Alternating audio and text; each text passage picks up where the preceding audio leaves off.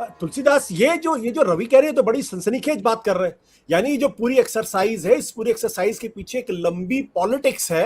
और उस पॉलिटिक्स का मतलब ये है कि दिसंबर के महीने में जब गुजरात में विधानसभा के चुनाव हो रहे हैं, उसी वक्त महाराष्ट्र के चुनाव कराए जाए। और वो तभी संभव है जब महाराष्ट्र की सरकार गिर जाए या महाराष्ट्र के अंदर प्रेसिडेंट रूल लगा दे।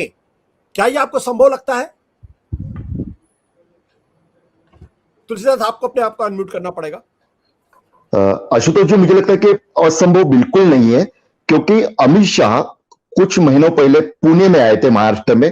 वहां पे उन्होंने जिस तरह से ललकारा था, और अपने कार्यकर्ताओं का मनोबल बढ़ाने के लिए तो हर किसी दल का नेता करता है, लेकिन उन्होंने पूरा एजेंडा साफ कर दिया था। तब से पता चला था कि अब भाजपा शिवसेना को किसी भी शर्त पर, किसी भी तरह से अपने और लाने के लिए कोई प्यार मोहब्बत वाला बर्ताव नहीं रखेगी।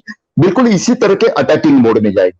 और अब जो दिख रहा है, देखिए, उनका सबसे बड़ी बाधा महाराष्ट्र की, हम जब राजनीति की बात करते हैं तब क्या है, उनके लिए बाधा है शिवसेना। क्योंकि राष्ट्रवादी कांग्रेस और कांग्रेस अलग विचारधारा को लेकर चलते हैं। भले ही शिवसेना अब उन दो पार्टियों के साथ गई हो, फिर भी उनके लिए रोड़ा इसलिए है कि पूरे देश में अकेला महाराष्ट्र ऐसा राज्य है, उसका अलग महत्व तो मैं वापस नहीं बखान करना चाहूंगा, लेकिन जहां पर भाजपा के विरोध में शिवसेना के रूप में एक ऐसा दल खड़ा है जो हिंदुत्व की विचारधारा लेके चलता है। और भूतकाल में भी देखा गया है कि भाजपा से भी ज्यादा आक्रामक तेवर अपनाता है। तो भाजपा के लिए मुश्किल यहां पे आ जाती है कि यहां पे जब आमने उत्तर प्रदेश की तरह लड़ाई नहीं होगी यहां पर, कि समाजवादी पार्टी एक तरफ और भाजपा एक तरफ है, या किसी और मध्य प्रदेश या राजस्थान की तरह आमने सामने वाली लड़ाई संभव नहीं लगती उनको पता है यहां पे शिवसेना एक रोड़े की तरह उनके हर सफलता के बीच में आएगी, उनको पता है। यही वजह थी कि 2019 के चुनाव में उन्होंने शिवसेना को, उन्होंने जो सीटें पिछली बार लड़ी थी, जीती थी, वो भी उससे ज्यादा, यानी उन्होंने अपना 1% कम कर लिया था सीटों का। अब अगर शिवसेना का सबसे बड़ा स्ट्रॉन्ग पॉइंट क्या है, तो वो है ब्रांड ठाकरे। बाला साहब ठाकरे के बाद भी ठाकरे ब्रांड का वजूद महाराष्ट्र में बहुत ज्यादा प्रभावशाली है। भाजपा की लगातार ये कोशिश रही है कि ठाकरे ब्रांड को ध्वस्त कर दे। कम से कम ध्वस्त तो नहीं कर पाएंगे, तो कम से कम क्या किया जा सकता है, तो किसी भी तरह से ब्रांड ठाकरे को धूमिल कर दे। अब जैसे रवि जी भी बता रहे थे कि फाइनेंशियल आरोप लगाना, इस देखिए पहले तो क्या हुआ था, कैरेक्टर असोसिएशन की बात हुई थी, किसके साथ हुई थी, आदित्य ठाकरे को लेकर हुई थी।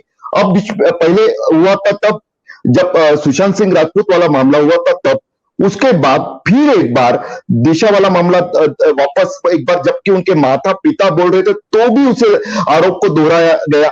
लेकिन जब वो नहीं चला तब आगे की बातें आई कि पूरी तरह से ठाकरे कैसे करप्ट है, ये महाराष्ट्र की जनता के पूरे मानसिकता मन में डालने की कोशिश हो रही है। और यही वजह है कि देखिए, ठाकरे ब्रांड अगर किसी भी तरह से कुछ परसेंटेज भी अगर धूमिल हो जाता है तो भाजपा के लिए फायदे का सौदा रहेगा। और अगर उस स्थिति में, जैसे देवेंद्र जी और बाकी भाजपा नेता भी बताते हैं, भाजपा के लिए सबसे फायदे की बात अब यही होगी कि 2.5 साल के लिए कहीं यहां वहां से लोग लेके वापस 2.5 साल बाद रिस्क लेने के बजाय चुनाव का ही सामना करे। और चुनाव में भाजपा अपने बलबूते पर कुछ साथी दलों को साथ में लेते हुए, या जो विधायक इन पार्टियों के उनके साथ हो जाएंगे उनको साथ में लेते हैं, जो मजबूत रहेंगे, जिनकी व्यक्तिगत क्षमता और भाजपा के वहां के वोट, इस तरह के समीकरण जुटाते हुए भाजपा कोशिश यही करेगी कि महाराष्ट्र में चुनाव पहले हो और उसका फायदा भाजपा उठाने की कोशिश करेगी। उसके लिए हर चाल आने वाले दिनों में हमें देखने मिल सकती है। बिल्कुल। शरद जी, ये जो बात अभी रवि आम्बेकर और तुलसीदास भोईटे कर रहे हैं, ये महाराष्ट्र के बड़े पत्रकार लोग हैं और बहुत नजर राजनीति पे रखते हैं। क्या आपको लगता है कि वाकई में ये सब कुछ दिल्ली के इशारे पे हो रहा है, या सिर्फ एक कॉन्स्पिरेसी थियरी बुनी जा रही है? देखिए, कुछ भी जो इन्वेस्टिगेटिव एजेंसीज करती हैं, ये आपको भी पता है, वो बिना दिल्ली के इशारे के नहीं होता। और सेंट्रल एजेंसीज मतलब सिर्फ सीबीआई ईडी ही नहीं, दिल्ली पुलिस भी उसमें आती है। और आपको स्वयं आपने बहुत करीब से देखा है कि कैसे आम आदमी पार्टी के लगभग आधे एमएलएज पे किस तरह के केस लगाए गए। ये बात और है कि उनमें से कोई भी केस टिक नहीं पाया। तो अब यहाँ पे मैं इसी सेंटेंस से कि अगर केस टिक नहीं पाया तो किसी को डरने की जरूरत नहीं है। डरने की जरूरत किसको है? कि जिसके खिलाफ ऐसा कोई केस है जिसमें वो फंसते हैं। आखिर पूरा विपक्ष आज इतना बिखरा हुआ क्यों है? इसलिए है क्योंकि हर एक के खिलाफ कुछ ना कुछ मामले हैं। किसी का सीबीआई में है, किसी का ईडी में है, किसी का इनकम टैक्स में है। और ये कहा जाता है कि इस सरकार ने सबके डॉजियर्स बना रखे हैं, सबकी फाइलें बनी हुई हैं। तो जब जहां पे जिस राज्य में जो करना होता है तो वो फाइल निकाली जाती है और उसके बाद उस तरीके से काम किया जाता है। तो ये कोई बहुत अच्छी परंपरा नहीं है, मैं नहीं उसको डिफेंड करता, लेकिन ये इससे पहले कभी किसी ने इस स्तर पर नहीं किया था। किया होगा थोड़ा बहुत, लेकिन इस स्तर पर नहीं किया। तो आप क्यों मान के चलते हैं ये सरकार वो सब काम करेगी जो पहले की सरकारें करती रही हैं? ये सरकार वो सारे काम करती है जो पहले की सरकारें नहीं कर रही थी। लेकिन क्या जिनके क्या स्केल्टन्स होते हैं कबर्ड में, तो वो क्या लड़ सकते हैं? हम दूर की बात क्यों कहें। उत्तर प्रदेश में श्री मुलायम सिंह यादव के खिलाफ डिसप्रोपोर्शनेट एसेट का केस दायर हुए, मुझे तो नहीं लगता कि 25-26 साल से कम हुए हैं। लेकिन आज तक वो केस सिरे नहीं पहुंचा। हर चुनाव के पहले वो फाइल झाड़ पोंछ के निकाली जाती है और उसके बाद कुछ कुछ उसके सिम्टम्स दिखते हैं। जी। मायावती ने जिस तरीके से चुनाव लड़ा है, तो वो बहुत ऑर्डिनरी चुनाव नहीं लड़ा, उन्होंने बहुत ही एक्स्ट्राऑर्डिनरी चुनाव लड़ा। और वो पिछले 2-3 चुनाव इसी तरह से लड़ रही हैं। अगर और दूसरी पार्टियों की देखें तो कई और पार्टियों में ऐसा है कि जहां सबके खिलाफ ऐसे डॉजियर्स हैं और लोग नहीं लड़ रहे हैं। अब कोर्ट भी इसमें कुछ बहुत रिलीफ नहीं दे पाता है, क्योंकि जब आपके खिलाफ कुछ ना कुछ सबूत है जी जी, तो कैसे कोर्ट रिलीफ देगा? तो अब जब तक हमारी राजनीति साफ नहीं होगी तब तक लोग डरते रहेंगे।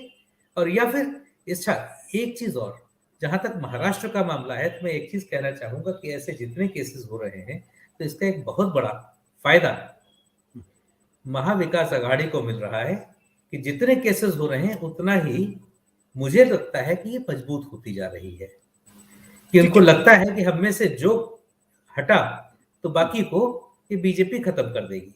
तो इसलिए सिर्फ एक ही चीज इसमें बार बार एक सेकंड, बार बार एक ही चीज की संभावना जताई जाती है, आशंका जताई जाती है कि इसमें अगर कुछ हो सकता है तो शिवसेना तो नहीं, लेकिन शरद पवार की पार्टी कुछ दाहिने बाएं हो सकती है। जी, आप कुछ पूछ रहे थे।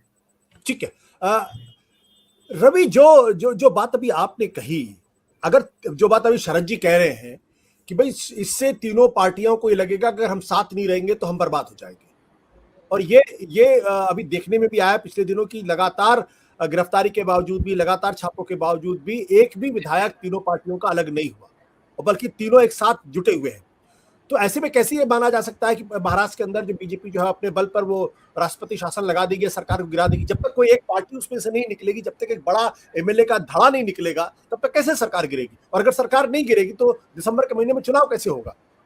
सरकार तो ऐसी नहीं गिरेगी। देखिए, तीनों पार्टी एमवीए के पास में 60% वोट्स है, मतलब 60% वोट्स एमवीए के साथ में। एनडीए जो बीजेपी और उनके मित्र पार्टीज है उनके साथ में 37% के वोट शेयर है। अगर हम देखें तो 106 विधायकों को लेके बीजेपी पार्टी अब विपक्ष में बैठी हुई है, जो सबसे मजबूत आंकड़ा है किसी भी विपक्ष के लिए।